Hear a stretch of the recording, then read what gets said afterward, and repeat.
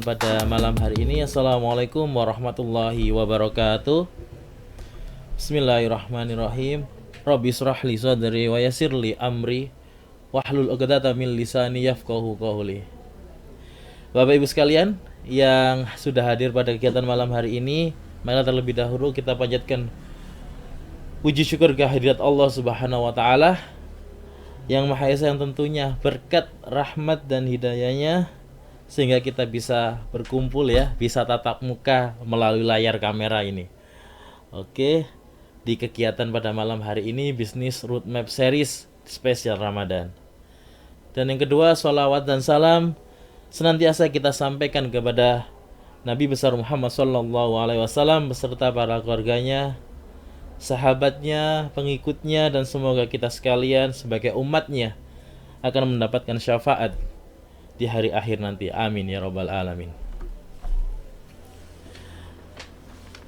Dan selanjutnya kami ucapkan selamat datang dan selamat bergabung yang terhormat kepada pemateri kita pada malam hari ini, Bapak Syarif M. Parengreng ya. Nah, ini yang jauh-jauh dari Makassar nih. Jadi meskipun jauh tapi kan lewat online Pak ya. Masya Allah. Dan yang terhormat juga Ibu Windy yang ini juga jauh dari Samarinda. Oke, dan selanjutnya ada Pak Rama juga. Nah, yang mungkin saat ini perjalanan di Jakarta ya, atau udah sampai di Jakarta. Bismillahirrahmanirrahim. Selanjutnya sudah ya. Tiga materi. Jadi tiga materi pada malam hari ini akan bergabung dengan kita, akan sharing. Jadi bisa disiapkan pada peserta, disiapkan catatannya. Oke, kami ingatkan kembali ya, untuk yang masih belum di mute, audionya bisa di mute. Dan dengan antusias sekali pada malam hari ini, perkenalkan dulu, saya Andrianto Wijaya yang akan memandu kegiatan pada malam hari ini. Semoga acara kita pada malam hari ini bisa diberikan kelancaran hingga akhir dan dapat memberikan manfaat kepada kita semua. Amin ya rabbal alamin.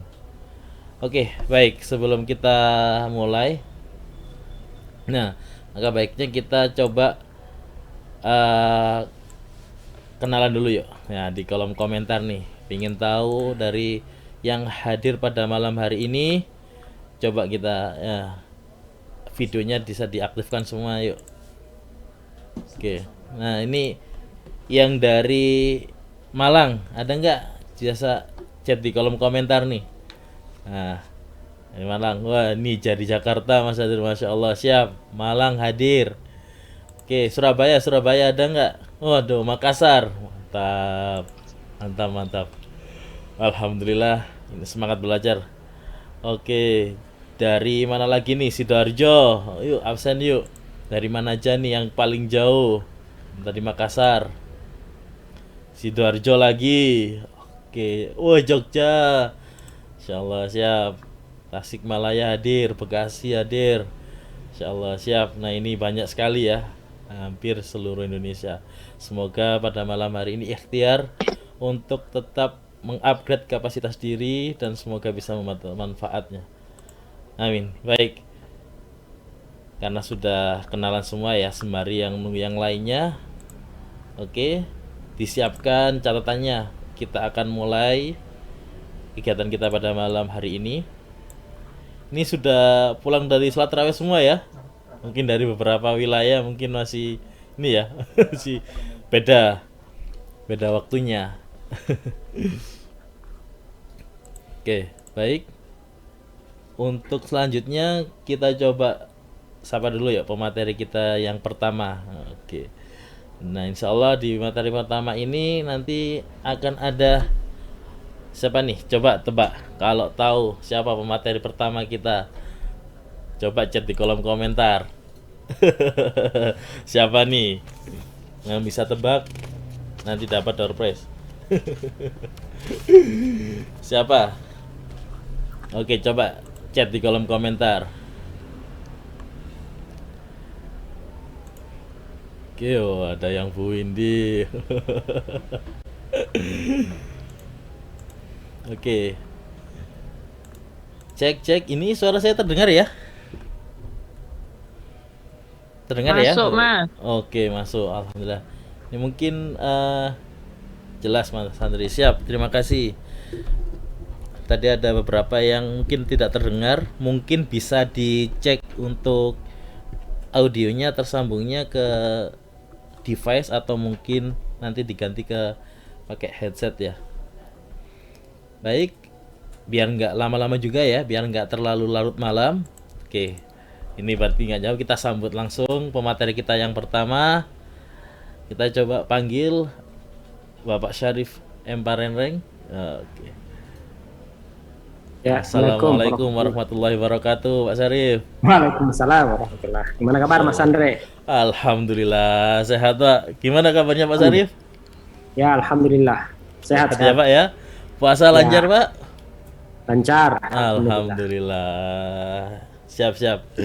Oke, agenda ini padat beliau ya. Jadi kemarin kita coba untuk menghubungi beliau untuk bisa sharing ya. Jadi beliau adalah salah satu mentor juga sertifikat mentor BRM.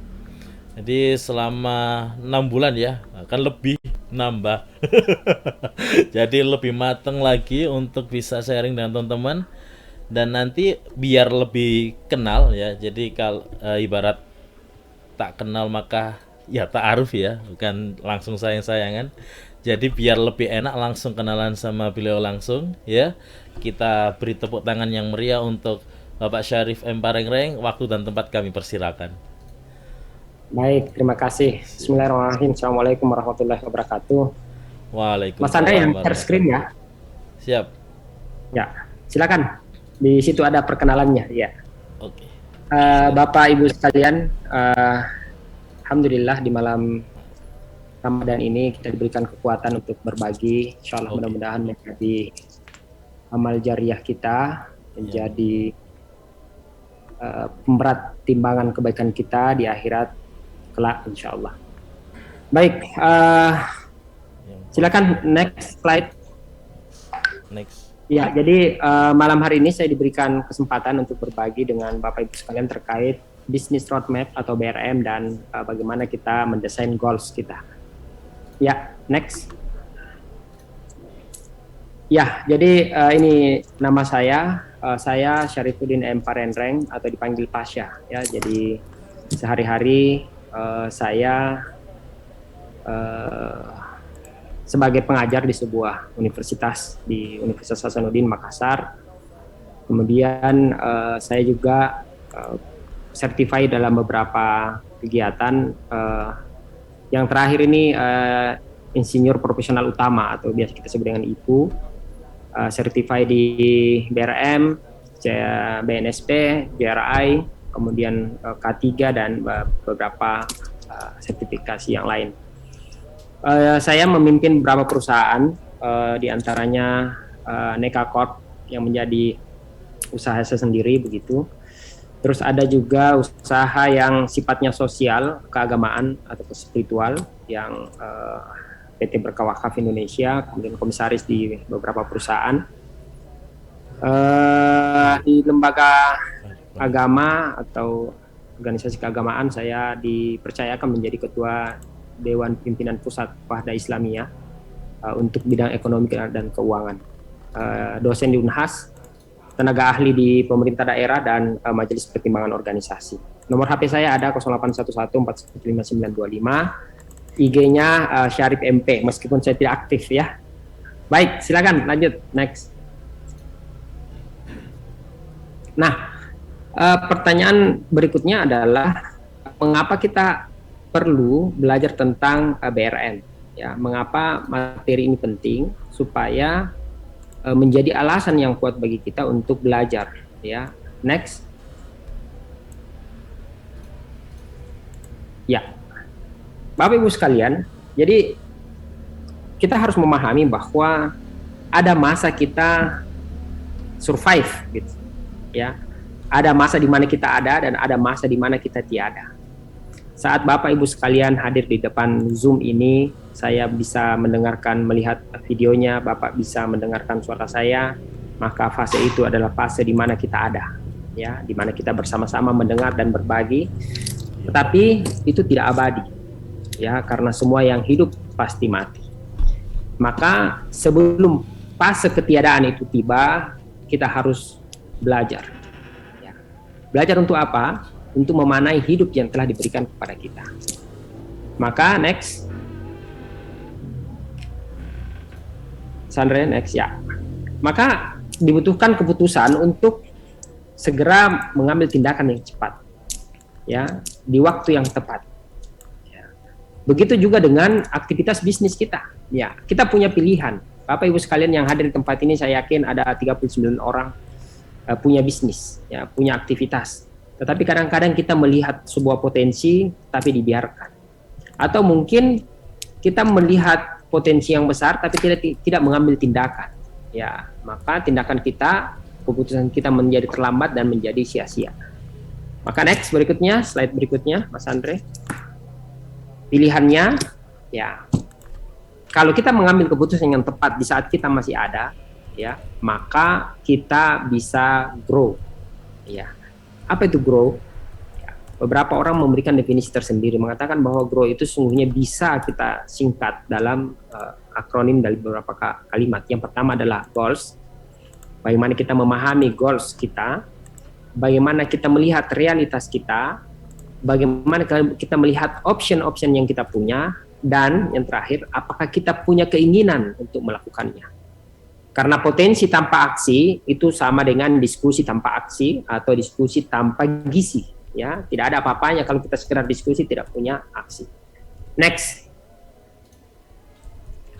Nah, grow ini adalah merupakan sebuah upaya, ya, untuk memperbaiki bisnis yang kita punya. Ya. Tetapi grow itu tidak bisa tiba-tiba, Bapak Ibu sekalian. Ya, kita harus punya tahapan-tahapan, punya step-step yang memastikan bahwa proses grow kita, proses bertumbuh kita, ya, itu melalui tahapan yang benar. Next.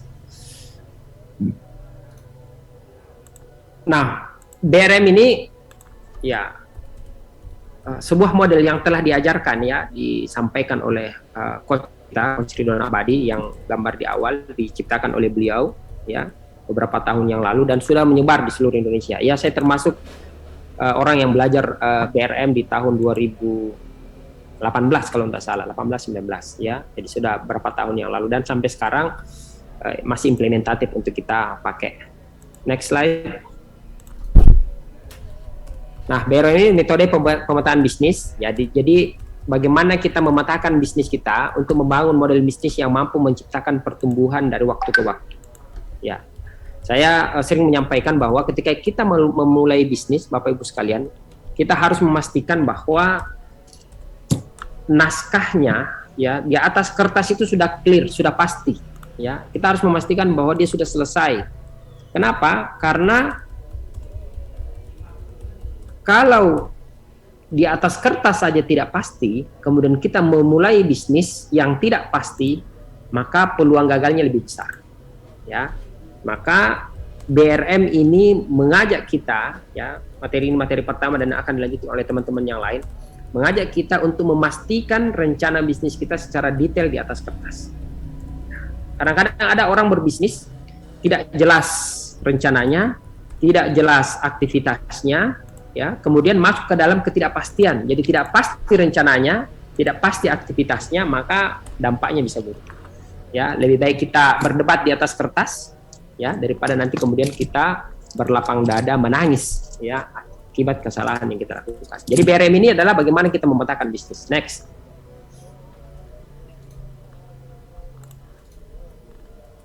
BRM ini ada 11 kotak. ya. Nanti mungkin ada yang sudah pernah ikut, ada yang belum, ya. Dimulai dari visi atau goals, ya, kemudian ada definisi, ya, di sudut kanan, kemudian ada value proposition, ya, bagaimana kita menentukan nilai, ya, ada pasar, ada channel, ada distribusi, ya, ada resource, ya, ada revenue stream, ada cost struktur, ya, semuanya kita petakan di atas kertas, ya. Untuk apa? Untuk mendapatkan gambaran kira-kira seperti inilah nanti bisnis, ya, yang kita ingin jalankan. Karena kalau tidak ada peta ini, ya bisnisnya bisa jadi jalan, tapi tidak jelas arahnya. Maka BRM ini membantu kita untuk memetakan bisnis itu. Next. Nah, fokus saya adalah bagian awal. Ya, saya akan membahas tentang visi atau goals, ya, bagaimana kita mendesain bisnis kita. Adapun sesi berikutnya akan dilanjutkan oleh teman-teman yang lain sesuai dengan spek atau sesuai dengan keahlian mereka masing-masing. Meskipun mereka ahli semua, ya, cuma kita berbagi. Ya, Mas Andre, lanjut Mas Andre.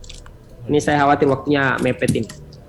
Goals Bapak Ibu sekalian, ya. Jadi tadi setelah kita tahu bagaimana kita punya peta tentang membangun bisnis kita, maka kita sudah punya bayangan kira-kira, ya, kalau kita sudah punya peta, maka yang harus ditentukan kita mau kemana gitu. Apa tujuan kita dalam berbisnis? Apa goals kita, ya. Maka goals itu bisa dibagi dalam dua peta. Ada goals bumi, ya, ada goals langit, ya. Goals bumi itu, ya, karena kita masih ada di bumi, ya, kita masih hidup, ya. Kalau goals langit adalah goals atau tujuan atau purpose, ya, nanti kalau kita sudah tiada. Apakah harus dilakukan terpisah antara urusan bumi sama urusan langit? Ya, jawabannya tidak, ya.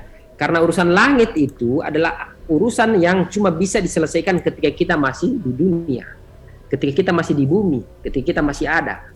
Maka sebaik-baik purpose, sebaik-baik goals kita adalah goals yang tidak hanya menceritakan urusan dunia, urusan bumi, tetapi juga menceritakan tentang urusan akhirat. Ya, dalam banyak pesan-pesan kita dengarkan bahwa siapa yang memenuhi kebutuhan dunianya, ya, maka cuma dunia yang didapat. Tetapi ketika kita memulai berpikir tentang akhirat kita, tentang langit kita, tentang hidup setelah mati kita, maka insya Allah kita juga akan mendapatkan urusan dunia.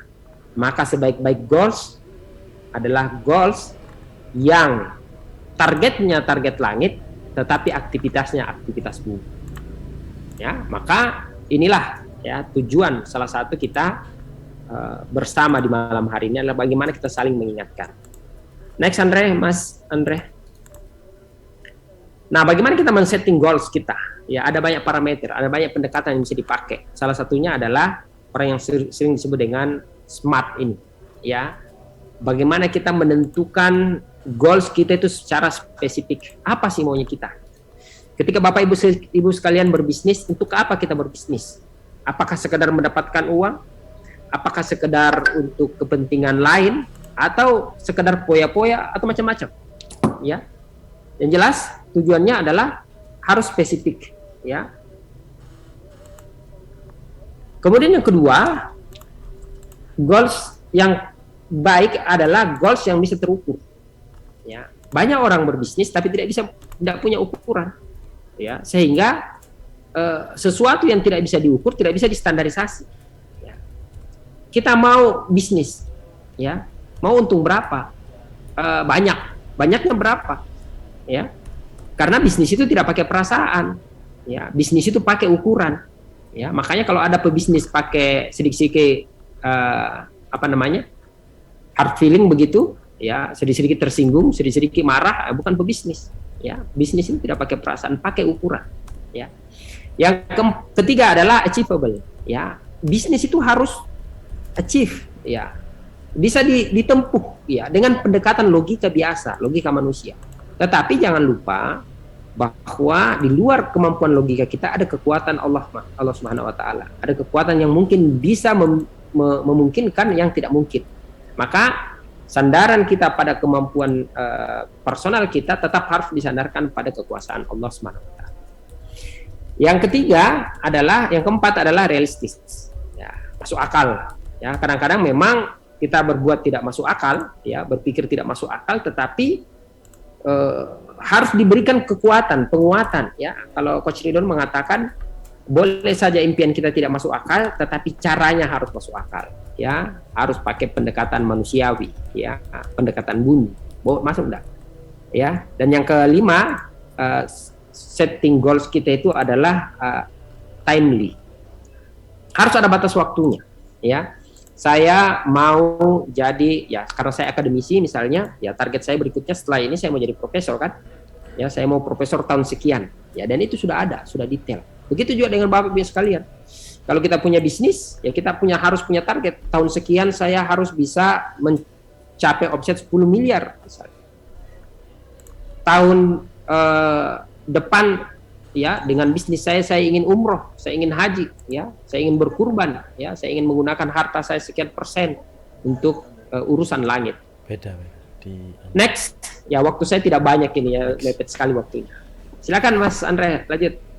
Maka bagaimana goals kita itu di set up untuk bisa menjadi sukses?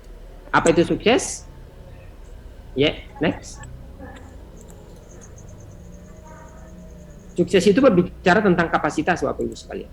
Ya, bagaimana kita mengisi kehidupan kita yang terbatas ini dengan begitu banyak manfaat, ya, banyak kebaikan. Berikutnya, next. Karena kapasitas itu berbicara pada 3 dimensi, ya. Bagaimana kekuatan keimanan kita kepada Allah secara vertikal, kekuatan pengetahuan kita, leadership kita secara horizontal, dan kekuatan action kita, tindakan kita secara diagonal. Maka ketika kita ingin sukses, Bapak Ibu sekalian, goals kita adalah bagaimana mengcombine, memadukan antara urusan langit, urusan bumi, dan urusan tindakan kita dalam 3 aspek ini. Ada bocor suara, Mas Andre? Siap. Oke, next. Maka yang kita harapkan adalah bagaimana kita sukses, ya, berkah iman, ilmu, dan amal, ya, bagaimana kita masuk, ya, imannya meningkat, ilmunya bertambah, dan amal tindakan kita berlipat ganda. Ya, next, ya, next lagi, Mas Andre, saya mau perlihatkan yang, ya, nah ini yang kita mau target, goals kita itu adalah bagaimana kita bisa hidup lapang, kaya. Ya, artinya kita sukses dan penuh berkah, ya. Kita tidak mau sekedar sukses, ya. Kita kaya tapi pelaksanaan kita sempit, atau kita tidak sekedar berkah, ya, lapang tapi kita serba kekurangan gitu. Atau yang paling buruk adalah kita sudah miskin, sempit juga kita punya perasaan. Tapi yang kita harapkan adalah bagaimana kita lapang, sukses, berkah. Kita punya kelapangan, ya, secara pikiran, ya, kita punya kekuatan ekonomi dengan kaya raya. Next. Ya, ini waktunya tinggal 1 menit. Maka, ya, yang terakhir ini, Bapak Ibu sekalian, kita harus sadar, ya, bahwa kita hidup itu tidak sekedar hidup. Iya. Ya, kata Buya Hamka, kalau hidup sekedar hidup, monyet di hutan juga hidup. Ya, tetapi kita harus hidup, ya, bermanfaat. Ya, dan harus diingat bahwa ketika kita berbisnis, apapun bisnis kita, bisnis yang kita lakukan itu adalah upaya mendapatkan uang, kan gitu. Uang ini kita pakai untuk memenuhi kebutuhan. Ketika kita hidup, ya, dengan kebutuhan-kebutuhan yang kita sudah putuskan, maka sesungguhnya itu adalah bagian dari, ya, tujuan hidup kita. Ya, apa tujuan hidup kita? Dalam Al-Qur'an dikatakan, wa ma khalaqtul jinna wal insa illa liya'budun. Tidak kuciptakan jin dan manusia kecuali untuk beribadah kepada Allah. Maka set up goals kita yang paling utama itu adalah bagaimana kita meniatkan seluruh aktivitas kita, bisnis kita, ya, apapun itu, supaya dia berguna bagi kehidupan, dan dengannya maka kita akan menjalankan ibadah kita sebagai manusia. Next. Maka tiada pilihan kecuali bagaimana kita men-set up goals kita supaya menjadi hidup sukses penuh berkah. Saya kira ini slide terakhir, terus next. Terima kasih. Ya, jadi saya punya prinsip, karena kita sudah hidup Bapak Ibu sekalian, maka kita harus menang. Sekali menyerang harus menang. Setelah ada maka harus Ya, berguna. Bismillah, berbuatlah selagi bisa. Terima kasih Mas Andre, saya kembalikan. Assalamualaikum warahmatullahi wabarakatuh. Waalaikumsalam warahmatullahi wabarakatuh. Masya Allah. Siap. Ini kayak kejar-kejaran ya Pak Syarif. Lanjut. Siap. Tapi Aduh. meskipun singkat, tapi penyampaian itu tadi kalau misalkan dapat ya Bapak Ibu semua yang bisa hadir, bahwa purpose of life dari materi yang disampaikan oleh Pak Syarif tadi adalah suatu tujuan yang itu harus yang diikat gitu. Jadi kalau kadang kita pingin gitu, harapan sama angan-angan kan beda ya. Kalau angan-angan itu cuma ya berangan gitu kan, tanpa eksekusi. Tapi kalau harapan adalah suatu hal yang dicatat, diikat, dan dieksekusi. Nah, itu jadi poin yang bisa diambil dari apa yang disampaikan dari Pak Syarif tentang BRM tadi. Dama goal adalah suatu hal yang paling penting dalam poin ketika kita mau melakukan suatu hal, apapun itu. So, bisnis atau bahkan hidup kita, tujuan kita harus jelas. Nah, kan kita. Nah, Masya Allah, terima kasih Pak Syarif atas waktunya dan materinya. Mohon izin saya lanjut ke pemateri yang kedua. Siap, terima kasih Pak Syarif ya. Oke, baik, itu tadi penyampaian dari Pak Syarif ya tentang materi goal dan BRM. Nah, goal sudah, BRM sudah. Nah, selanjutnya akan ada penyampaian lagi. Oke, dari pemateri kita yang kedua. Siapa nih pemateri kita yang kedua? Yuk, coba siapa? Bisa tebak nggak? Oke, biar nggak lama-lama, kita panggil yuk pemateri kita yang nomor 2. Assalamualaikum Bu Windy. Waalaikumsalam warahmatullahi wabarakatuh, Mas Andre. Alhamdulillah. Bagaimana kabarnya Bu? Bahagia. Waduh, bahagia luar biasa. Siap. Sudah siap untuk sharing pada malam hari ini, Bu? Iya, biasanya tidak 7 menit biasanya Mas Andre. Ini benar-benar dikasih waktu. Aduh, sedikit sekali. Sangat kurang ya, bahkan iya, untuk kurang. Bisa dapat poin yang bisa disampaikan mungkin butuh waktu ya. Insya Allah nanti kita bisa sharing ya sama teman-teman yang hadir di sini. Oke, baik. Nah, beliau ini aktif di pendampingan UMKM, aktif di kampus juga sebagai dosen pendamping, lebih ke manajemen dan akuntansi Bu ya, gitu. Jadi beliau sangat aktif dan nanti akan disampaikan juga materi oleh beliau, dan nanti beliau akan perkenalkan diri ya, biar lebih kenal juga. Oke, baik, kita beri tepuk tangan yang meriah kepada pemateri kita yang kedua, Bu Windy. Waktu dan tempat kami persilakan. Baik, terima kasih Mas Andre untuk kesempatannya. Oke, dibantu slide-nya ya. Baik, sebelumnya saya nanti akan meneruskan materi berikutnya. Tadi kalau Pak Syarif sudah menjelaskan tentang BRM dan goal ya. Jadi di sini saya akan menjelaskan tentang realita dan definisi bisnis. Nah, sebelumnya saya perkenalkan diri dulu karena saya lihat tadi kayaknya namanya baru-baru ya. Jadi mungkin tidak semua kenal saya.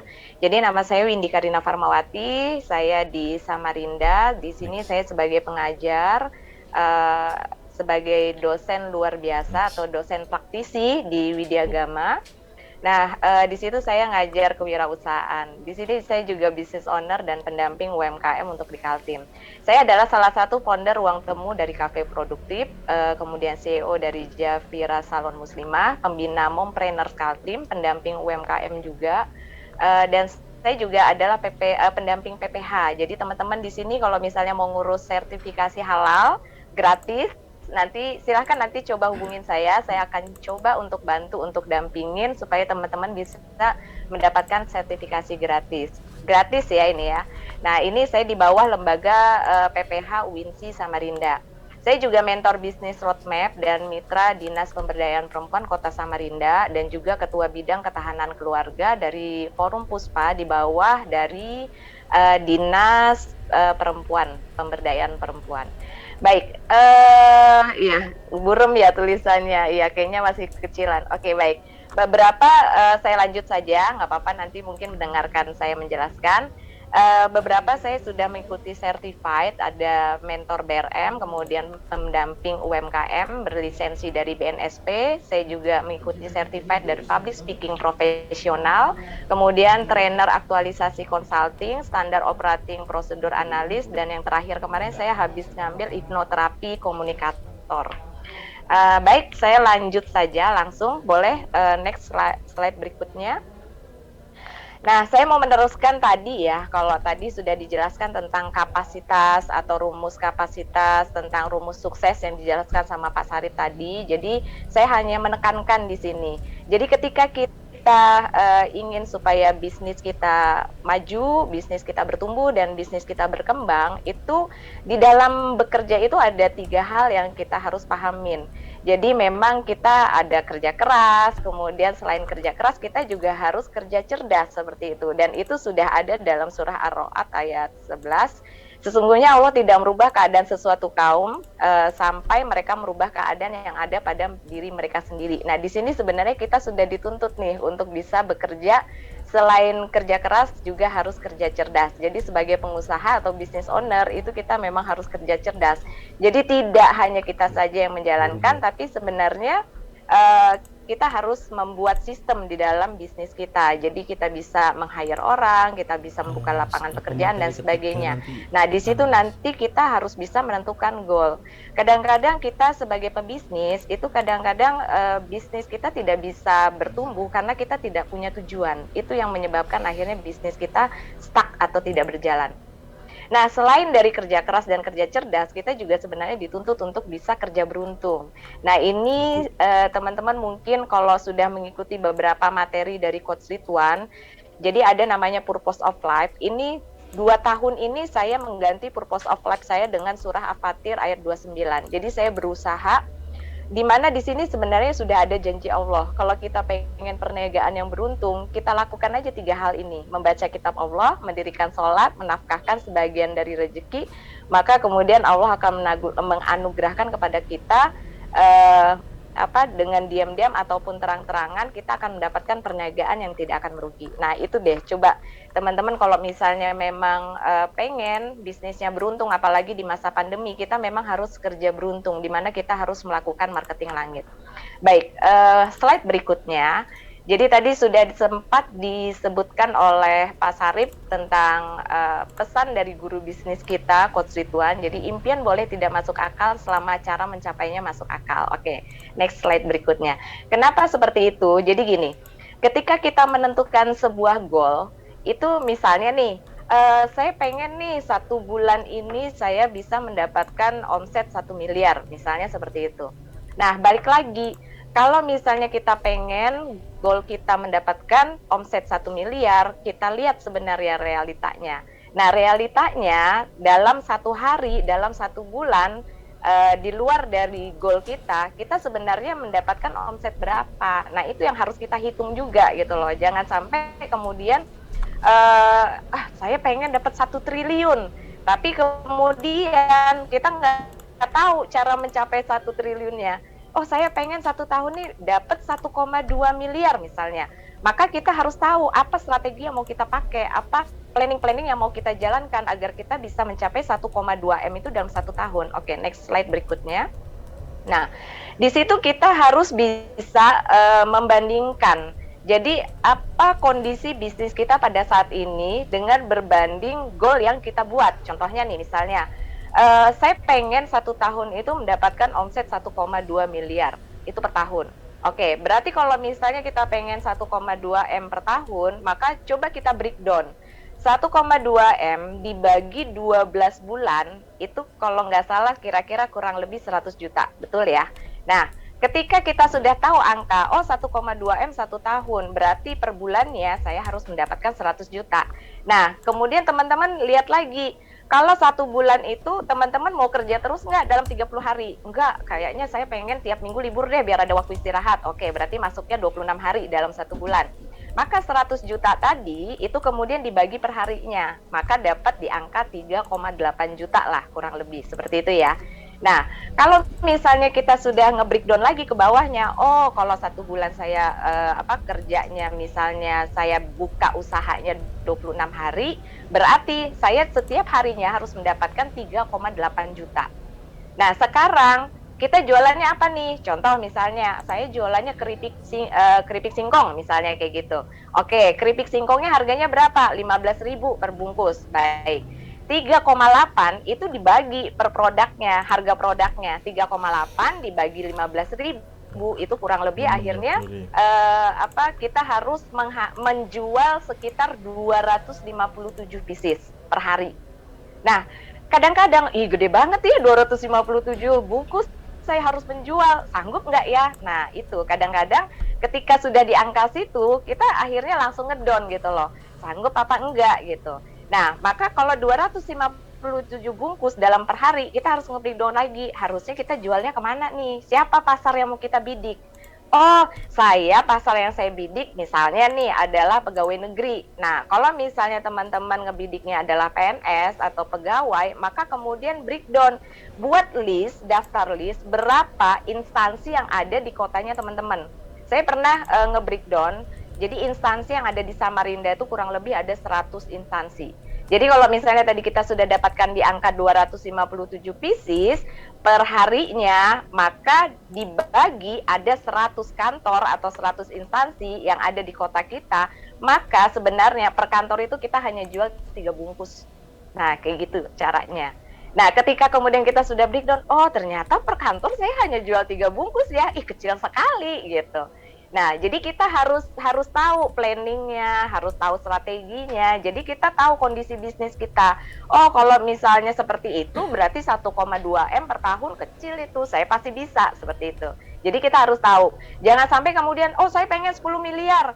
Tapi kemudian kita, 10 miliar bisa nggak ya? Ternyata per bulan aja kita baru dapat 5 juta gitu. Nah, itu kan jauh sekali seperti itu. Jadi kita harus tahu membandingkan antara kondisi bisnis kita pada saat ini dengan goal yang mau kita buat. Oke, next slide berikutnya.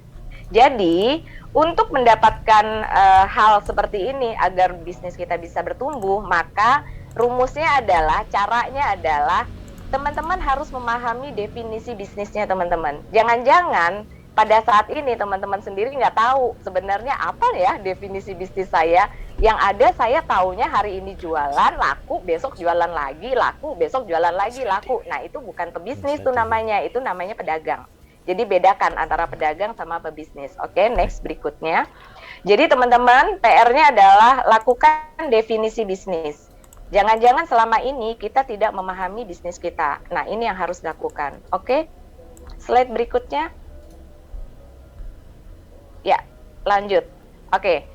Maka ketika kita melakukan definisi bisnis, apa yang harus kita lakukan? Teman-teman harus memahami.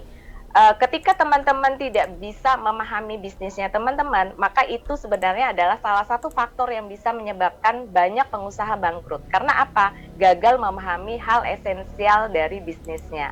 Kenapa bisa begitu? Karena dia nggak tahu sebenarnya saya ini bisnis apa ya. Saya taunya jualan keripik singkong. Udah selesai, hari ini jualan, besok jualan lagi gitu. Nah ini yang harus teman-teman catat. Oke, lanjut. Maka sekarang teman-teman harus memahami bagaimana melakukan definisi bisnis. Ini adalah salah satu contoh yang bisa saya berikan. Oke, lanjut Mas. Salah satu contoh, ini adalah salah satu usaha dari Konstituan Abadi. Namanya adalah Batagor Jepang. Jadi beliau ini pernah memiliki ribuan cabang karena usaha ini dulu sempat merupakan usaha franchise. Nah, definisi dari Batagor Jepang ini yang dibuat oleh Konstituan Abadi itu adalah usaha menghasilkan cash dengan cara membantu orang atau remaja. Orang itu siapa? Remaja. Untuk bisa makan batagor ala Jepang tanpa perlu masak sendiri. Nah, seperti itu. Beliau membuat definisi bisnis tentang batagor Jepang seperti itu. Oke, next berikutnya. Nah, ketika kemudian kita bisa membuat membuat deskripsi tentang definisi bisnis kita, maka yang dilakukan teman-teman adalah membuat redaksional. Jadi bisa menggunakan ini rumusnya ya, membuat redaksional. Usaha yang saya jalankan itu adalah usaha keripik pisang misalnya seperti itu. Maka definisi bisnis saya adalah usaha menghasilkan cash, ya, ini usaha menghasilkan cash dengan cara membantu orang itu adalah target marketnya nanti, ya, untuk, nah ini ada dimerahin nih, untuk memenuhi kebutuhan atau untuk menyelesaikan masalah. Nah, teman-teman harus pilih salah satu.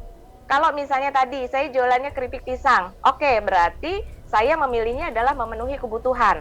Nah, jadi misalnya usaha saya keripik pisang, usaha menghasilkan cash dengan cara membantu orang lain seperti ibu rumah tangga, para remaja, para pegawai untuk memenuhi kebutuhan terhadap cemilan yang sehat, yaitu keripik pisang, seperti itu. Itu adalah salah satu contoh, ya. Nah, terus kalau misalnya teman-teman jasa, itu bisa nanti menggunakan kata kunci yang menyelesaikan masalah, seperti itu. Jadi misalnya salah satunya, kadang-kadang orang itu susah untuk mencari tukang servis AC yang bagus, yang rekomendasi, yang kemudian kalau kerja tidak asal-asalan dan tidak jorok, misalnya seperti itu. Maka yang dilakukan adalah menyelesaikan masalah, susahnya mencari tukang servis AC atau tukang cuci AC yang kita butuhkan, seperti itu. Jadi teman-teman ketika melakukan definisi bisnis, pilih salah satu, mau memenuhi kebutuhan atau menyelesaikan masalah. Oke, next berikutnya.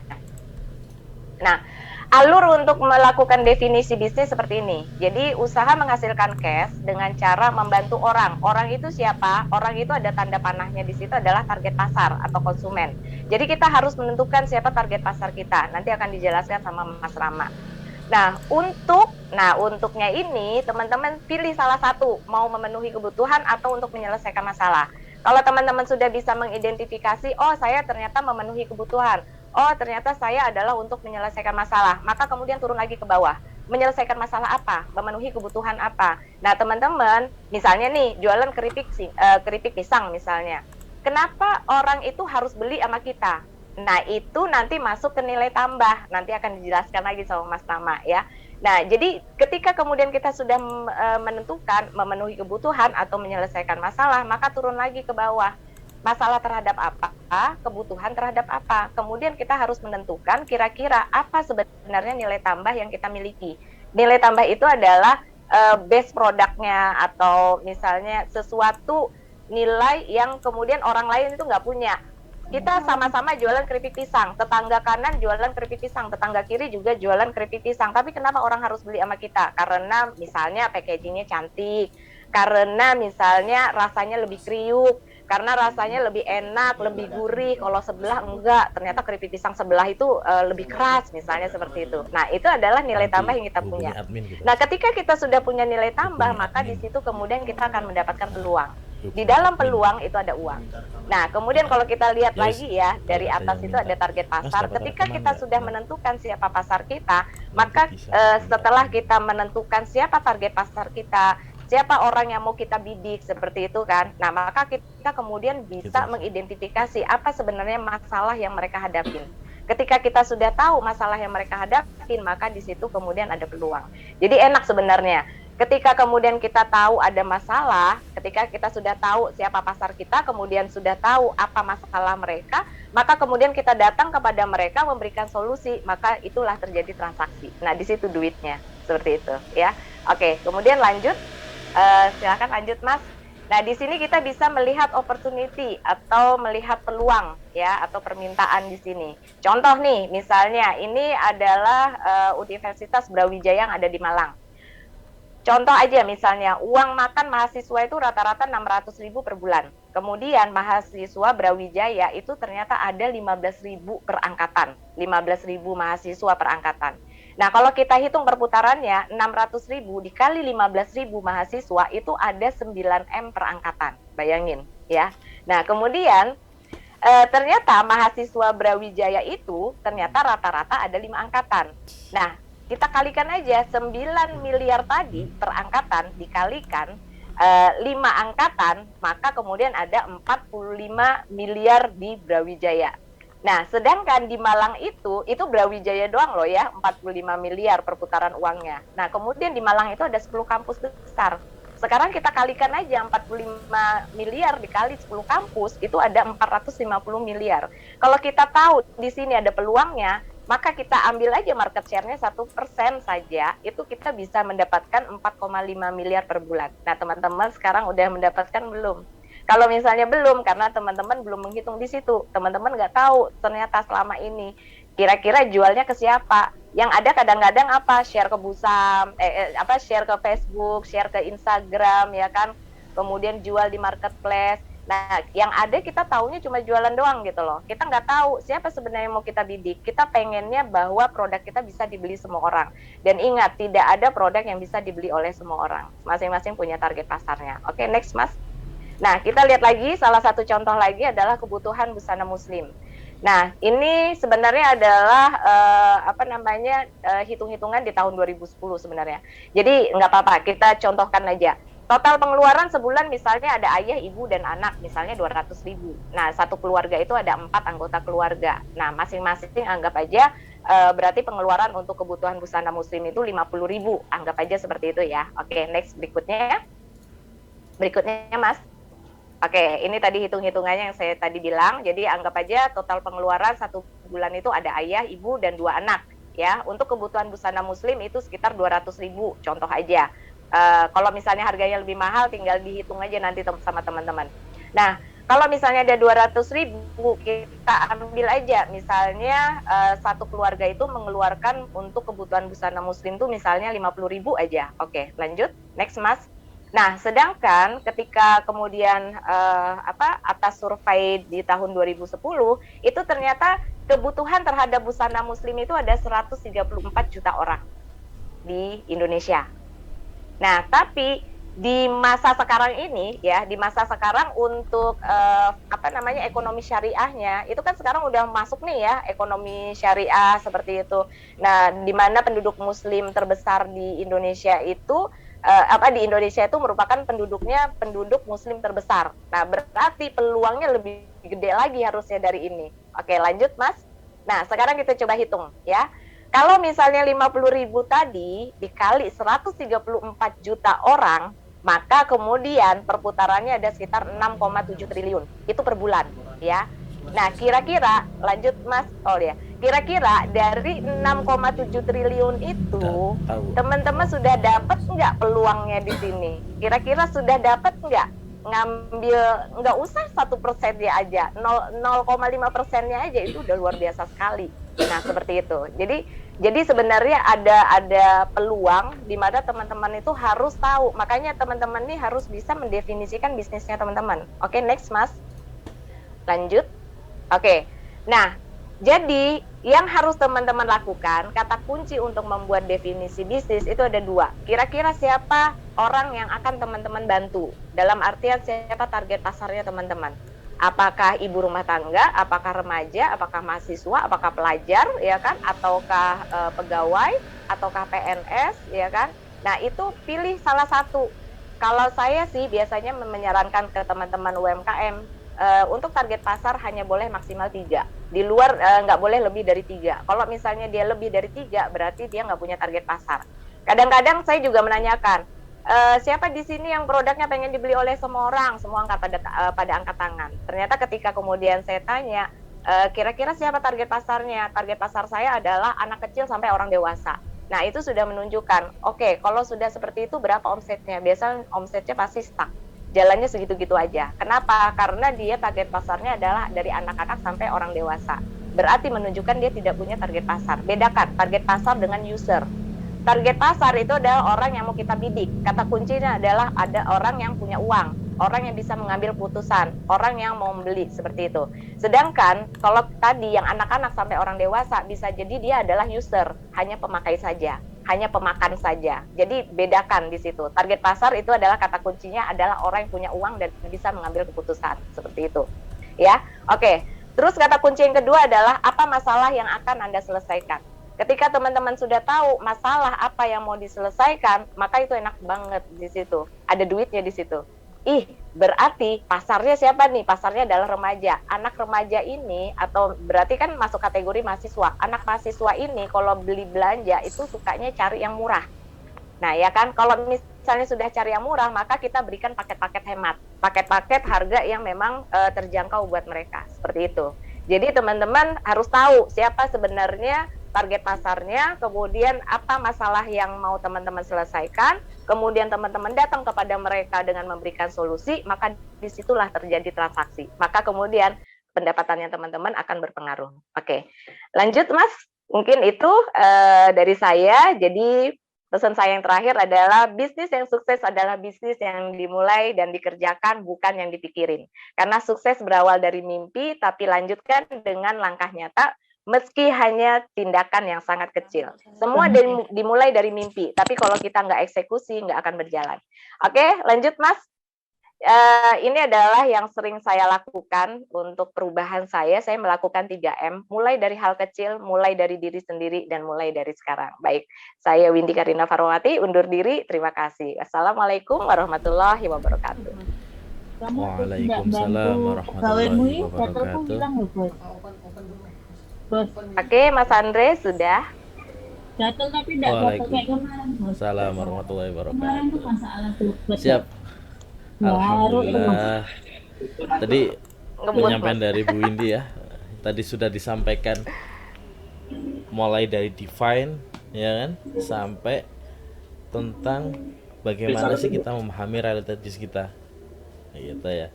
Jadi terima kasih Bu Windy atas waktunya sharingnya tadi, insyaallah. Jadi ini teman-teman dapat gambarannya tentang memaknai suatu bisnisnya, Bu. Jadi ini yang penting soalnya. Kalau kita nggak paham, kita akan terjebak. Kalau kita hanya paham nanti, oh saya bisnisnya ayam goreng gitu. Ayam goreng kan produknya.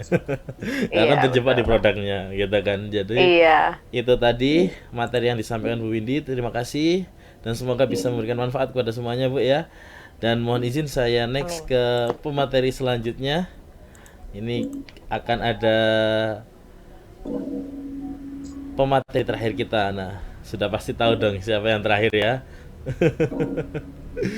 Baik, yang terakhir akan kita panggil untuk pemateri kita yang ketiga. Jadi mereka Oke. kenal Mas Rama. berteman lewat Facebook. Halo Mas Andre, apakah dengar suara saya? Sangat terdengar jelas, Pak. Oke, ini gimana kabarnya, Mas Rama? Alhamdulillah ini tadi lagi cari-cari tempat buat nusuk. Kita lagi di rooftop. Jadi beliau ini Lagi di menyiapkan rooftop waktunya ini. jadi tolong teman-teman ya. Jadi beliau sudah hadir 100% memberikan materi kepada kita malam hari ini. Jadi manfaatkan ya, gali ilmunya. Jadi apa yang disampaikan oleh Mas Rama ini jangan sampai ketinggalan deh pokoknya ya. Oke, sudah siap Mas Rama? Ya, saya tolong dijadikan host untuk ini. Dari mereka lumayan lah. Oke, Yes. sebentar.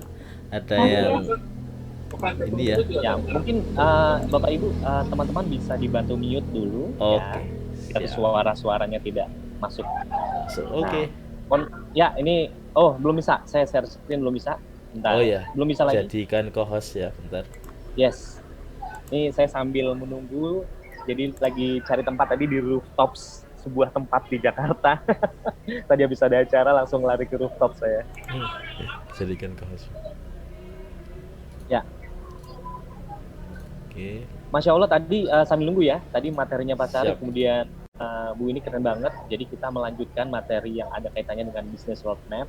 Yang mudah-mudahan ini sangat membantu buat para pelaku UMKM, buat Anda semuanya. Nah, ini udah nih, cakep. Siap. Oke. Nah, mudah-mudahan nggak pecah. Apakah sudah jelas? Oke, sudah jelas. Nggak pecah ya, mudah-mudahan ya. Ya. Oke, bismillahirrahmanirrahim. Assalamualaikum warahmatullahi wabarakatuh. Apa kabar semuanya? Mudah-mudahan kita semuanya sehat ya hari ini ya. Nah, kita akan melanjutkan materi yang ini hubungannya ada dua. Apa itu? Target market dan nilai tambah. Saya nggak panjang waktunya, sangat singkat, tapi mudah-mudahan bisa diserap dan bisa bisa ada impact-nya. Oke, tak kenal maka tak sayang, tapi kalau udah sayang saatnya untuk mempererat silaturahmi. Jadi perkenalkan, saya Rama Sahid, seorang trainer dan juga entrepreneur. Jadi saya ini aktif sebagai seorang trainer, salah satunya sebagai trainernya Business Roadmap Model Certified, sama dengan pembicara-pembicara sebelumnya. Saya juga mentor entrepreneur University Indonesia, founder Adaptable Consulting, dan associate academic trainer yang fokus di dunia komunikasi. Nah, alhamdulillah saya juga sebagai CEO punya 2 perusahaan. Satu perusahaan itu yang namanya PT Teguh Lestari itu bergerak di bidang digital, platform digital yang ini concernnya UMKM. Satunya PT Nibras Berkah Mulia itu adalah perusahaan yang bergerak di bidang food and beverage. Jadi ada coffee shop dan juga bakery shop. Ya, itu alhamdulillah usaha saya. Kalau mau ngepoin saya itu ada Instagramnya @rahmasahid gitu ya. Mudah-mudahan kita bisa menjalin tali silaturahmi. Kalau dulu sebelumnya saya seorang pekerja yang shifting dari dunia, dulu saya sempat di dunia radio, dunia TV, kemudian ke dunia otomotif, habis itu pernah sebagai tenaga ahli OJK di bidang pengembangan UMKM dan keuangan syariah. Sekilas tentang saya, ya, mudah-mudahan kita bisa lebih berkenalannya nanti di kemudian hari, ada kesempatan yang lebih panjang. Ya, nah ini saya pengen tanya dulu nih ke Bapak Ibu, ke Mas Mbak semuanya, pernah nggak mengalami kendala dalam menentukan target market? Nah, bagi Anda yang sekarang sudah punya usaha nih, baik usahanya baru mulai, baru dirintis, atau usahanya di jalan, yuk sekarang share di kolom chat, 1 menit aja. 1, 2, 3, mulai. Apa kendala dalam menentukan target market? Ayo, kendalanya apa nih? Yuk, share di kolom chat ya. Kendalanya apa ya? Oh, tapi Mas Rama, saya usahanya belum jalan, gimana dong? Nah, kira-kira apa nih? Nah, cari pembeli, kata Rini Nurdiani. Oke, good. Yang lainnya? Yuk, 1/2 menit lagi. Ini sambil ngejar waktu soalnya. Sebenarnya waktu nggak dikejar ya, cuma dipaskan aja.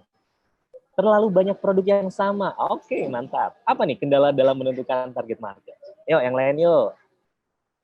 Cari pembeli. Katanya cari pembeli itu susah. Ya, terlalu banyak produk yang sama. Pasti. Apalagi yang namanya ayam goreng. Di mana-mana ada ayam goreng. Ayam geprek, di mana-mana ada geprek.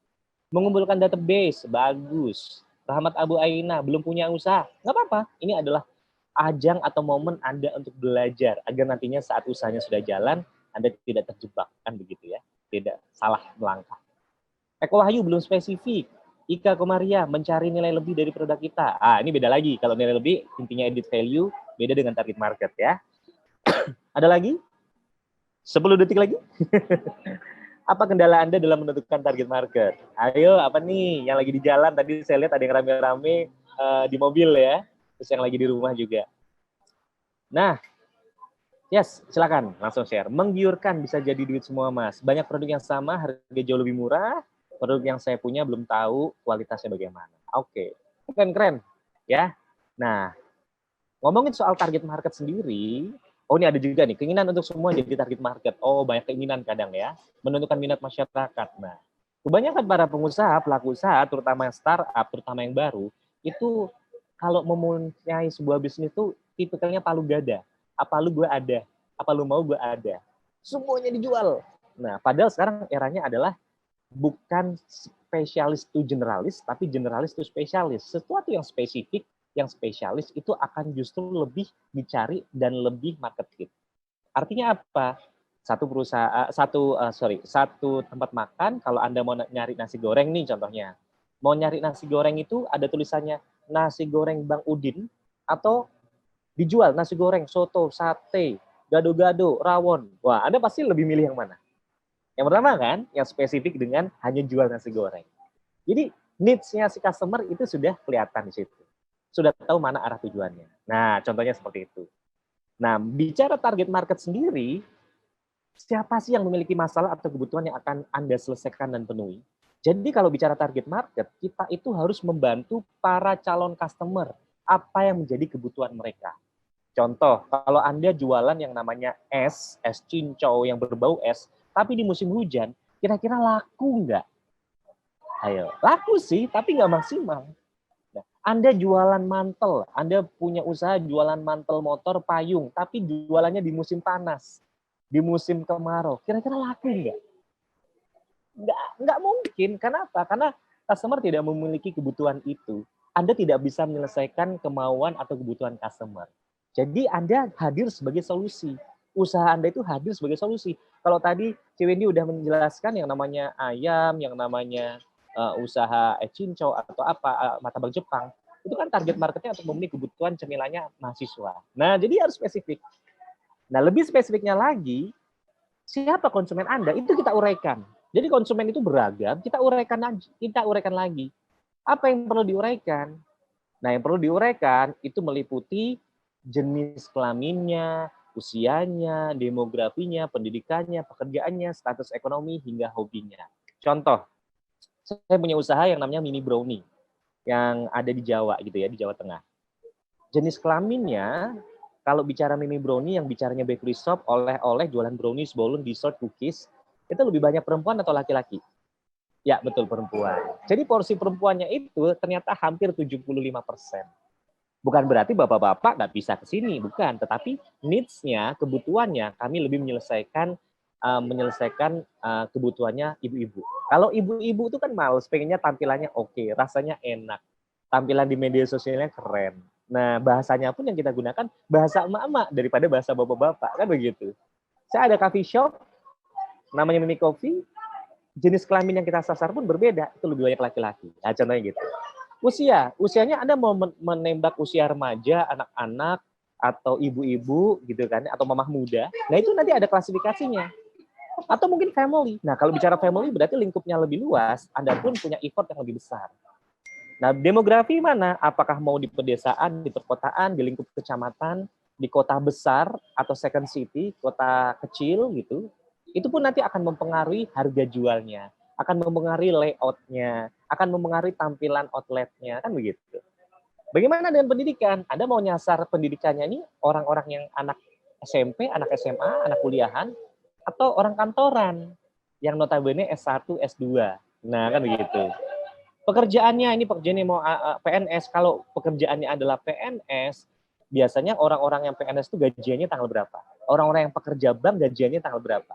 Jadi kalau Anda punya toko, yang toko itu jualan fashion, nah fashion atau jualan gampangnya makanan deh. Makanannya itu jualan ayam, kemudian ada di daerah-daerah perkantoran. Itu beda halnya dengan ada yang di daerah sekolahan. Pasti sangat berbeda.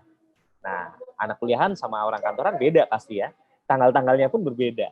Kalau orang kantoran itu biasanya rame-rame di awal bulan, di akhir bulan habis gajian. Tengah bulan sepi, lesu. Nah, seperti itu. Status ekonomi mau menengah ke atas atau middle low, menengah ke bawah. Nah, ini menentukan segmentasi harga dan bagaimana packagingnya itu nanti ditentukan. Kalau levelnya itu menengah ke bawah, outlet gak usah dibuat AC yang mewah, yang keren. Kenapa? Nilai jualnya nanti harganya jauh lebih mahal. Dan target market Anda, customer Anda nggak bisa jangkau situ. Jadinya nggak ada titik temu, nggak ada connecting-nya. Ya, hobi. Kalau hobinya suka nongkrong, customer, di situ adalah orang-orang yang suka nongkrong, berarti Anda harus menyediakan tempat yang enak, ada colokannya, ada wifi-nya kenceng, toiletnya bersih, ada musolanya, apalagi pas kalau di momen Ramadan. Gitu ya. Nah, ini konsumen Anda harus lebih spesifik. Sekarang diuraikan lagi. Nah, tadi kita udah ngomongin soal target market. Ternyata target market itu nggak sembarangan. Kita harus melihat bagaimana kebutuhan customer terhadap produk kita. Kita keluar itu bukan karena maunya gue, maunya saya sebagai penjual, tapi apa sih maunya konsumen di daerah tersebut. Apa maunya konsumen terhadap produk saya. Nah, itu kan harus dispesifikan ya. Sekarang kita bicara nilai tambah. Nilai tambah sendiri adalah apa solusi yang akan Anda berikan untuk menyelesaikan masalah atau memenuhi kebutuhan konsumen. Jadi solusi yang akan Anda berikan tuh untuk menyelesaikan memenuhi kebutuhan konsumen seperti apa?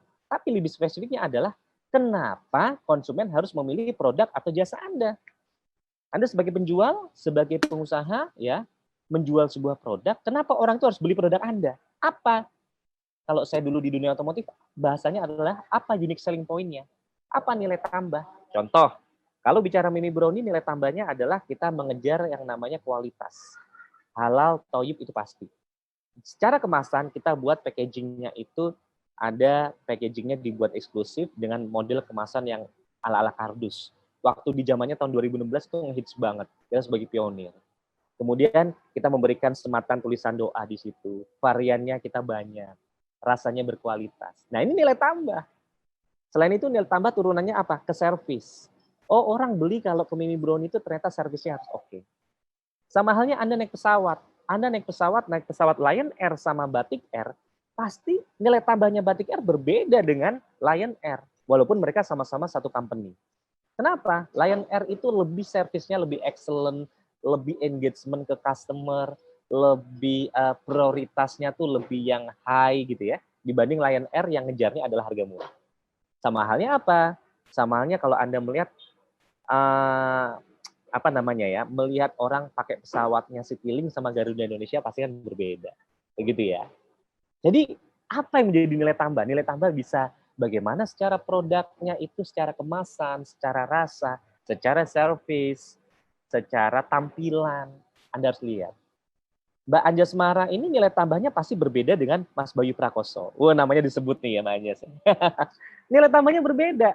Oh, ternyata nilai tambah itu kadang yang tidak terlihat. Apa itu? Cara berpikirnya. Seseorang tuh punya nilai tambah yang beda-beda. Nah, gitu ya. Kalau keywordnya Bob Sadino, bicara nilai tambah tuh gampang prinsipnya. Apa itu? Ada 3 kata. Yang pertama adalah, jadilah yang pertama. Misalkan, ayam geprek Mbah Gembul. Wah, pertama di kota Mojokerto misalkan. Pertama di kota Pekalongan.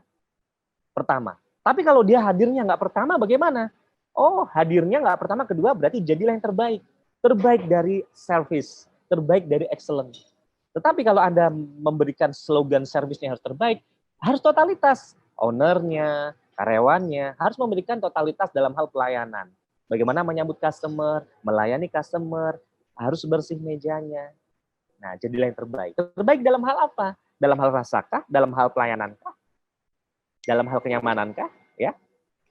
Kemudian, jadilah yang berbeda. Nah, berbeda di sini menarik nih kalau bicaranya ayam geprek. Oh, Anda bukan ayam geprek, ayam gebuk. Ayamnya digebuk-gebuk. Terus dikasih irisan cabai-cabai yang rasanya levelnya sampai level 40. Nah, itu kan berbeda. Atau es cincau. Cincaunya tapi di sini cincaunya melimpah, gelasnya sampai ukurannya segini. Yang lainnya segini, kita gelasnya segini. Nah, itu bisa yang berbeda. Jadi buatlah sesuatu yang berbeda sehingga itu menjadi nilai tambah. Oke? Kemudian cara memberikan nilai tambah, kalau Brian Tracy dan Dragan Stevsky mengatakan, ini cepat aja. Yang pertama, tingkatkan pelayanan. Jadi keywordnya lebih cepat, lebih baik. Kemudian cara memberikan nilai tambah adalah Anda harus meningkatkan mutu serta kualitas, baik dari produk maupun jasa. Kemudian ada pesan atau manfaat untuk konsumen. Jadi kalau konsumen makan produk ini, memakai produk ini, memakai jasa ini, manfaatnya apa bagi dia? Kalau memakai skincare ini, oh ternyata lebih glowingnya cepat, nggak ada merkurinya, kemudian natural gitu ya. Terus bisa mengubah gaya hidup. Contoh dulu waktu eranya McD ngeluarin dengan kolaborasi BTS, orang beli kemasannya aja harganya mahal. BTS yang warna ungu itu. Itu mengubah gaya hidup dia, menjadi yang tampil lebih wow gitu kan. Nah, kemudian apa? Tawarkan promo yang menarik. Promo bisa buy one get one, member get member, diskon, dapat hadiah apa, paket bundling, banyak sekali. Ya, itu bisa memberikan nilai tambah. Yang lainnya nggak ada promo ini, Anda punya promo ini. Oke? Dan poin terakhir adalah, sebelum kita nanti ada sesi tanya jawab, saya selalu berpesan, dan ini merupakan nasihat pada diri saya sendiri, saya sebagai entrepreneur juga, bahwa berbisnis itu bukan seberapa besar kita mencari sebuah keuntungan, terutama keuntungan materi. Tetapi seberapa besar kita bisa memberikan manfaat bagi banyak orang. Itu dari saya Rahmat Sahid. Terima kasih semuanya. Kita lanjut di Mas Andre. Sekian, terima kasih. Assalamualaikum warahmatullahi wabarakatuh. Silakan Mas Andre. Wih, Mas Andre mana nih?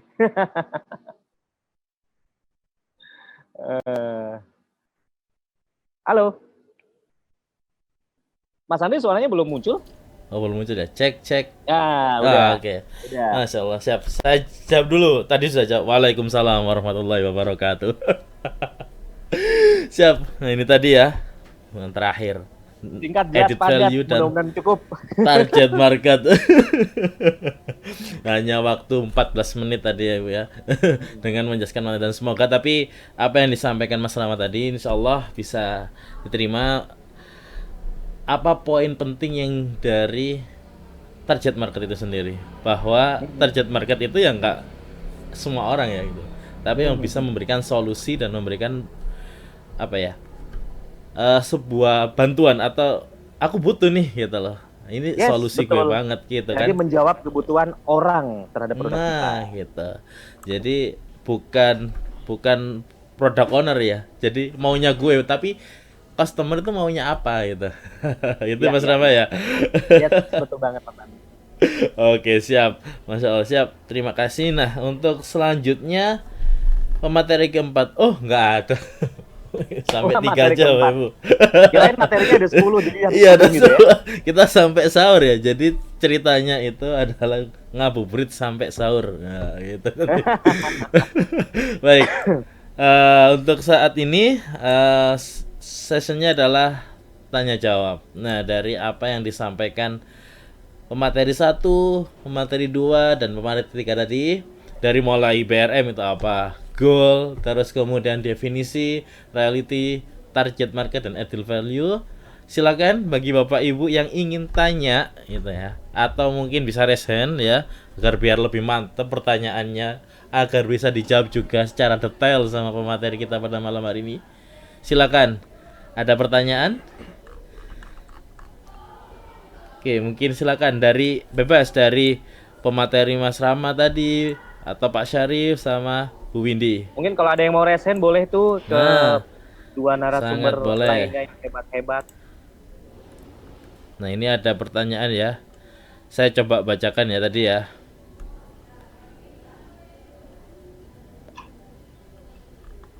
Dari ini pertanyaan ke Bu Windy. Nah, ini saya coba. Ini tadi ada pertanyaan. Bu, kira-kira kapan UMKM baru mulai hiring? Nah, ada pertanyaan nih. Baik, langsung dijawab Ya. ya, Mas Andre. Iya, siap. Oke. Silakan, Bu. Pertanyaan dari siapa tadi, Mas Andre? Namanya Ini dari sebentar Bu ya. Reski Bahariah. Iya, Rizky Baharia ya. Oke.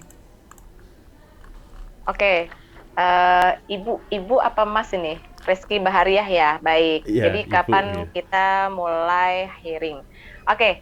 Sebenarnya kalau misalnya kita mau dibilang kapan mulai, kalau saya bilang ketika kita mau naikin omset. Ketika kita pengen omset kita bertambah atau meningkat. Nah, sebenarnya kayak gini.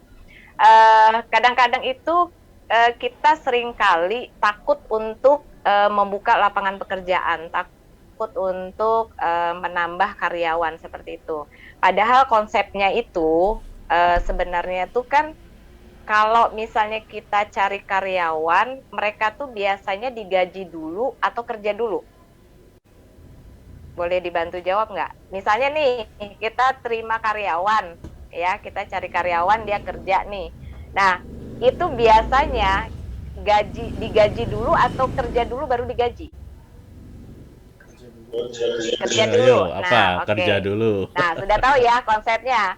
Nah, mereka kerja dulu baru digaji. Berarti ketika 1 bulan mereka bekerja, itu sebenarnya adalah waktu kita untuk naikin omset agar akhirnya penjualan meningkat dan kita bisa menggaji mereka, seperti itu. Nah, jadi ketika teman-teman kemudian mau meng-hire karyawan, jangan takut. Kadang-kadang kan takut duluan. Aduh, kayaknya saya nggak berani deh untuk hire karyawan. Kenapa? Iya, terus nanti gajinya dari mana? Nah, seringkali seperti itu. Padahal mereka tuh kan kerja dulu, baru kemudian digaji. Nah, ketika dalam 1 bulan sebelum mereka gajian, nah disitulah waktunya. Misalnya nih, tadinya kita fokusnya adalah produksi. Kalau misalnya kita fokus produksi, otomatis kan kita udah nggak bisa ngerjain yang lain gitu, karena kita sudah berjalan di teknis. Maksudnya kita ngubek-ngubek aja teknis. Akhirnya kita waktu untuk marketing nggak ada, waktu kita untuk menjalin relasi nggak ada. Nah, ketika kemudian kita hire karyawan, dia misalnya membantu kita di produksi, akhirnya sudah ada bagian produksi yang menjalankan. Terus tugas kita apa? Tugas kita adalah bagaimana kita menjalin relasi, kemudian kita melakukan marketing communication, bagaimana kita melakukan branding, bagaimana kemudian kita menawarkan produk kita kepada target pasar kita. Nah, di situ.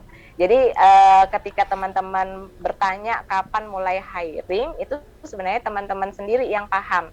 Kapan saya sudah harus mencari karyawan? Biasanya ketika kita sudah mulai kewalahan.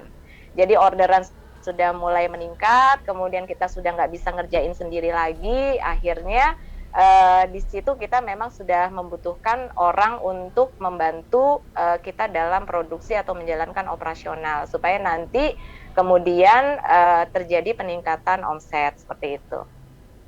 Nanti kalau misalnya mau tanya lebih detail lagi boleh kok, boleh nanti lewat Instagram Inkubator Kaltim atau lewat FB saya Cewin, atau nanti bisa Japri lewat WA seperti itu. Siap. Itu tadi ya dari Ibu Reski Baharia ya.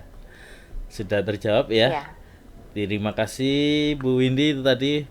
Dan selanjutnya tetap pertanyaan dari Bu Reski juga, tapi untuk Mas Rama nih. Nah, Mas Rama boleh nggak di-combine 2 atau beberapa usaha dalam satu brand usaha? Tuh, Mas Oke. Rama. Boleh nggak di-combine? Oke. Kalau bicara di-combine, saya mau tanya dulu, usaha duanya apa itu? Nah, Fashion ini. dengan, kalau toko besi dengan makanan ya nggak boleh ya. Maksudnya Komposisinya. yes. Maksudnya satu tempat itu apa? Bisa di-share, coba. Ya, Bu Apa dan Reski apa? bisa di-chat. Buah mau di-komen dengan, maksudnya boleh share apa nya Utama di-komennya dengan buah. apa? Kalau, jadi begini, banyak usaha itu yang di-combine. Contohnya adalah mall dengan hotel, itu di-combine. Kemudian adalah tempat cucian dengan coffee shop, cucian mobil ya. Kemudian kayak saya bakery shop dengan coffee shop. Ada relatednya, ada persamaannya apa? Kalau beverage itu lebih gampang. Bakery shop dengan coffee shop itu udah sangat lumrah. Tetapi yang membedakan contohnya adalah tempat rumah sakit dengan coffee shop. Wah, itu kan jarang-jarang. Tapi ini ada faktanya. Di lobbynya rumah sakit ada coffee shopnya. Jadi intinya mengkombin 2 brand yang berbeda dalam satu tempat itu boleh-boleh aja, asalkan harus jelas segmentasinya dan harus jelas the job desk yang dijalankan oleh si pekerjanya. Selain itu, kalau emang dia satu produk, 2 brand yang menjadi satu tempat itu beda produknya, beda yang dijualnya, beda segmen marketnya, harus jelas irisannya. Tempat boleh sama tapi harus jelas. Target marketnya harus lebih jelas, kemudian bahasa iklan saat promosi nantinya juga harus jelas, kemudian bagaimana cara melayani customer pun harus jelas. Jadi digali dulu menjadi kebutuhan customer nggak ini. Itu ya. Tapi ingat jangan terlalu dipaksakan kalau memang ini tidak bisa. Itu Mas Andre. Siap. Oke, terima kasih Mas Rama. Gitu ya Bu Resti jawabannya. Nah, ini masih ada lagi Mas Rama. Dari Yes. Mas Bintang. Nah, Mas Bintang ini tanya nih. Coach Rama minta tips dong untuk mencari atau menemukan tips atas masalah orang lain. Karena Asik. belum punya ilmunya nih gitu kan. Solusi untuk mencari ide maksudnya. Oh, solusi untuk mencari ide. Iya. Solusi mencari ide itu sebenarnya begini. Saya teringat satu kata-kata bijak. Kita tidak bisa menyelesaikan masalah kita sendiri dari sudut pandang kita sendiri. Agree ya? Artinya apa? Kita harus bisa menyelesaikan masalah kita dibantu dengan orang lain. Siapa orang lain? Orang yang lebih expert, orang yang lebih ahli, orang yang lebih berpengalaman. Artinya, kita harus punya guru, kita harus punya mentor. Saya pun, walaupun saya punya menti-menti, saya sampai sekarang punya mentor. Salah satu mentor saya adalah Coach Dewan Abadi. Kedua, lingkungan. Lingkungan itu sangat berpengaruh dalam membentuk karakteristik kita, dalam membentuk kita dalam hal bekerja, dalam hal berbisnis, dapat insight-insight baru. Jadi kalau lingkungan kita adalah para pengusaha yang semuanya positif, pengusaha-pengusaha muslim yang positif, pengusaha-pengusaha yang semangatnya bagus, itu nanti dapat insight. Nah, jadi lingkungan kita harus bagus nih. Jadi jangan menyelesaikan semua masalah itu dari sudut pandang kita sendiri. Nanti ujung-ujungnya Anda stres tipes masuk rumah sakit, ya. Begitu. Siap. Ya, betul, siap. Baik, cukup Mas Rama ya? Ya, cukup. Oke, tapi ini ada satu Mas Rama dari Pak Sukip lagi. Boleh. Ya, Assalamualaikum Mas Rama. Gimana cara Waalaikumsalam. bikin orang tertarik ke produk kita? Padahal pelayanan, kualitas, promo udah bagus. Cara iklannya bagaimana? Jadi yang menjadi pertanyaan adalah promo nih ya. Kalau Anda pengen tahu produk Anda ini benar-benar sudah bagus atau belum sih? Apakah Anda sudah melakukan survei, melakukan angket atau kuesioner, atau sudah melihat feedback dari customer? Kalau itu sudah dilakukan, oke, kita sudah tahu. Tetapi kalau itu belum dilakukan, berarti Anda hanya mencoba mempunyai namanya asumsi. Bedakan antara asumsi dengan data atau fakta. Kadang kita berasumsi, kita udah melakukan mati-matian nih, promonya udah kenceng, produk kita udah bagus, tapi kok nggak ada yang beli. Nah, ini adalah asumsi. Tapi kalau Anda bicara data, kenapa orang nggak beli? Ada kuesionernya, kita bisa survei ke teman-teman terdekat, customer-customer yang loyal, yang suka repeat order. Kenapa ya? Nah, masalah promo itu beda lagi. Kalau bicara promo, Anda mau melakukan promo seperti apa? Cara yang paling efektif sekarang adalah promo lewat dua cara, promo secara offline dan online. Nah, yang paling efektif dan biayanya sangat murah itu adalah promo online. Anda bisa endorsement, Anda bisa melakukan review ke para blogger-blogger Instagram, atau Mas Andre yang punya follower banyak bisa bantu mereview, kan begitu contohnya ya. Nah, jadi bisa dibantu oleh seperti itu, tapi reviewnya pun harus jujur. Ya, jadi lihat lagi, kenali lagi kenapa yang menjadi masalah, Anda bisa melakukan yang namanya minta feedback ke orang-orang terdekat, customer-customer yang loyal juga. Itu ya, mudah-mudahan bisa membantu. Siap, baik. Itu tadi ya Pak Suaib ya. Oke, sudah terjawab. Dan terima kasih untuk Mas Rama. Nah ini satu ya terakhir untuk Pak Syarif. Oke, Pak Syarif. Ini ada pertanyaan Pak. Tadi gimana menyikapi orang-orang yang mau tanamkan modal di usaha padahal belum stabil dalam keuangan karena baru awal-awal mulai usaha 2 tahun ataukah diterima sebagai acuan ke depan. Nah, gimana nih Pak Syarif sarannya?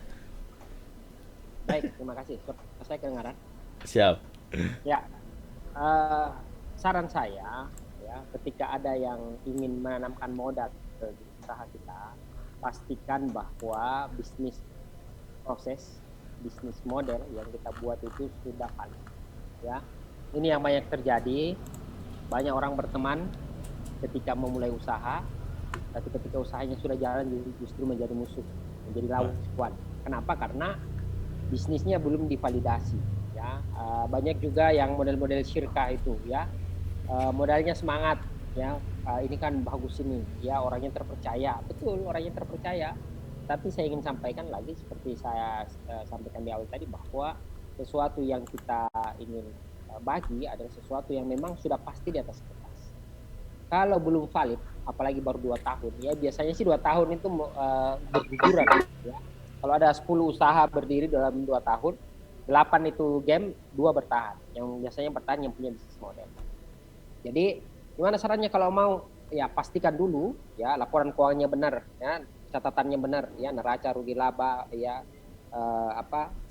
ROI-nya clear, kemudian pasarnya clear. Ya pokoknya kalau selama ini, ya kemarin kami mengakuisisi sebuah perusahaan, ya angka di 10 miliar. Itu perusahaannya bangkrut, bukan bangkrut karena proses bisnisnya jelek, bagus, tetapi dia tidak punya model gitu. Akhirnya setelah kita pelajari, kita ambil alih, setahun kita bisa dapat 6,1 M. Jadi itu bentuk kita berani mengambil sesuatu, berbagi modal kalau sudah clear. Kalau tidak, kita bagi rugi, ya. Jadi orang mau tanam modal mau untung kan, tapi kalau ternyata kita tidak bisa memastikan dia untung, bisa jadi persahabatan menjadi korban. Saya kira itu masukan Mas Andi. Siap. Baik. Mbak Rizky, ya. Oke, siap. Itu tadi ya jawaban dari Pak Syarif. Terima kasih Pak Syarif atas jawabannya. Bu Rizky, sudah cukup ya untuk jawaban dari Pak Syarif itu tadi. Nah, ini oke, ada pertanyaan juga tapi ini nggak tahu ditujukan ke siapa ya. Nanti Pak Rahmat ini nanti kita sampai selesai jam 10 pas ya. Jadi bolehkah nggak berbisnis menyesuaikan ke hobi atau kesenangan kita? Contohnya kita suka berternak, kemudian buka bisnis ternak ayam atau kambing, tapi kita belum tahu kebutuhan pasar. Nah ini mungkin dari siapa yang mungkin yang jawab monggo. Ya. Karena Pak Rahmat tidak menunjukkan ke siapa ya, jadi ketiga mentornya. Monggo siapa? Boleh nggak berbisnis menyesuaikan hobi? Bisnis yang paling bagus itu adalah bisnis hobi. Kenapa? Ketika kita melakukan aktivitas kita dibayar, ya. Betul. Saya hobinya ngajar, ya. Kalau saya ngajar di kelas, saya dibayar. Ya. Ngajar sebagai tenaga ahli, saya dibayar. Padahal ngomong, ya saya memang hobi ngomong kan. Banyak juga orang hobi jalan-jalan, ya, tapi dia bisa mengkomunikasikan jalan-jalannya.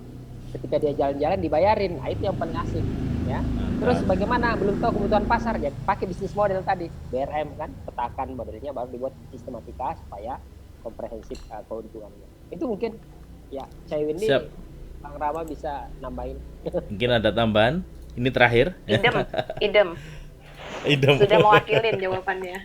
Oh, siap. Mungkin Mas Rama ada tambahan? Ya, oke. Dan pengalaman juga sih, bener ada pasar tadi, hobinya apa namanya tadi? Hobinya ngajar, dapat duit. Tetapi kondisi sekarang ini banyak nih orang sebenarnya nggak hobi dalam satu produk itu, tetapi dia hobinya adalah berjualan. Cuman produknya dia nggak hobi. Apa? Karena dia melihat kebutuhan pasar. Nah, contoh saya punya temen itu jualannya jualan ternak sapi. Padahal dia nggak suka dengan yang namanya hewan-hewan. Tapi melihat itu sebagai kebutuhan masyarakat. Ternyata butuh yang namanya susu sapi. Wah, dia melihat peluang itu. Yang dia suka adalah jualannya, bukan produknya. Itu juga bisa dilakukan. Tapi kalau hobi sih lebih menarik lagi, karena tempat saya juga itu karena based on-nya adalah hobi awalnya. Itu sih. Oke. Siap. Oke, terima kasih Mas Rama, Pak Syarif, dan Bu Windy. Ini tadi sudah terakhir ya pertanyaannya. Jadi ini sebenarnya kalau dibuka pertanyaan ini teman-teman banyak yang tanya ini.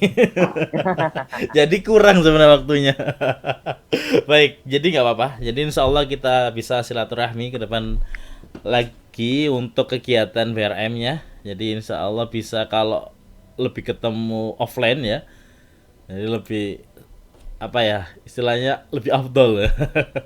Jadi bisa Mas langsung. Andre. Iya. Saya jadi gimana? Nih, ini promo dikit, promo hubungannya dengan BRM. Jadi ngomongin soal Coach Ridwan Abadi, guru-guru kita, mentor kita, insya Allah nanti tanggal 22 April, hari Jumat jam 8:15, saya akan ada live IG ya bersama Coach Ridwan yang sempat saya share flyer-nya itu ya, Mas Andre ya. Siap. Jadi ngobrolnya lebih santai. Usai taraweh bisa ngobrol-ngobrol, saya bersama guru saya Coach Ridwan Abadi itu lewat Instagram saya @nama saya dan juga Instagramnya @ridwanabadi. Nah, mudah-mudahan kalau penasaran bisa nanya langsung sama mentornya, sama guru-guru kita kan begitu. Siap. Oke, jadi catat tanggalnya ya. Nanti kita akan sharing lagi, ketemu lagi tanggal 22. Oke, baik. Dan kami informasikan juga sebelum kita tutup, kita ucapkan terima kasih kepada mentor yang sudah sharing pada malam hari ini. Terima kasih banyak atas waktunya dan semoga materi yang disampaikan bisa bermanfaat dan bisa memberikan dampak kepada teman-teman yang hadir pada malam hari ini. Semoga mendapatkan insight-insight yang apa ya? Yang mungkin sebelumnya apa ya ini ide-ide mungkin nanti entah dari acara pada malam hari ini atau mungkin besok diketemukan oleh orang-orang lain untuk bisa memberikan suatu hal yang bisa bermanfaat ya.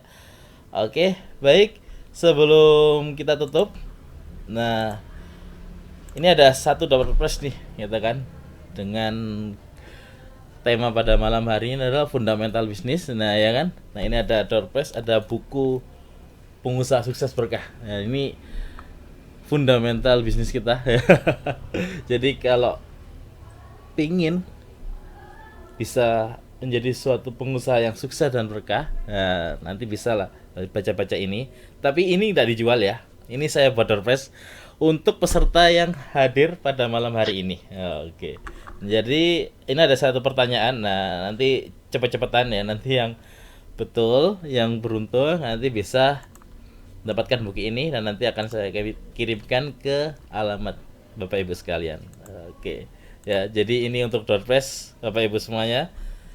Oke, kita mulai dulu ya pertanyaannya ya. Oke, pertanyaannya adalah coba sebutkan ya 5 poin dari syarat nilai tambah yang disampaikan oleh Coach Rama tadi. Ada 5 poin apa aja tadi? Coba yuk. Ya, nanti bisa chat di kolom komentar. Nah, nanti yang betul bisa akan dapat buku ini ya. Apa aja yuk? Apa 5 poin ya? Jadi harus 5. Nggak boleh nyicil, nggak boleh 1, 2 gitu. Harus 5 ya. Ayo, ini ada Pak Satar sudah menjawab nih. Oke. Pak Sueb. Oh, Pak Sukip ya. Layanan building promo kualitas manfaat pembeda. Oke, siap. Baik. Nah, ini jawabannya yang pertama. Nah, nanti akan kami cek ya sesuai dengan materi tadi. Dan nanti akan kami umumkan siapa yang mendapatkan ini, nanti akan dihubungi oleh admin dan nanti akan dikirimkan ke rumahnya. Nah, oke, siap. Baik. Oke, saya note untuk jawaban Bapak Ibu semuanya. Baik, untuk kegiatan pada malam hari ini kita sudah sampai di penghujung acara. Terima kasih kami ucapkan kepada seluruh peserta yang sudah hadir pada malam hari ini. Dan terima kasih kami ucapkan juga kepada seluruh pemateri yang hadir ya. 3 pemateri yang luar biasa sudah memberikan insight dan motivasi juga pada kami semua, dan semoga jadi amal jariah dan semoga yang hadir bisa mendapatkan manfaat. Dan kami dari selaku penyelenggara acara mohon maaf jika ada kurangnya, dan semoga apa yang kita ikhtiarkan pada malam hari ini dicatat sebagai amal soleh kita semua. Amin ya rabbal alamin. Saya Ahmad Andrianto Wijaya undur diri. Terima kasih atas perhatiannya. Assalamualaikum warahmatullahi wabarakatuh. Waalaikumsalam warahmatullahi wabarakatuh. Terima kasih Mas Andre. Ya, sama-sama. Terima kasih semuanya, Bu Windy, Pak Syarif, Mas Rama. Terima kasih. Nanti listnya kami cek, nanti kami hubungi ya yang dapat ya. Titik tak di IG kami. Akan kami informasikan di Instagram kami. Oke, terima kasih. Oke, pamit ya. Siap. Baik, pamit dulu semuanya.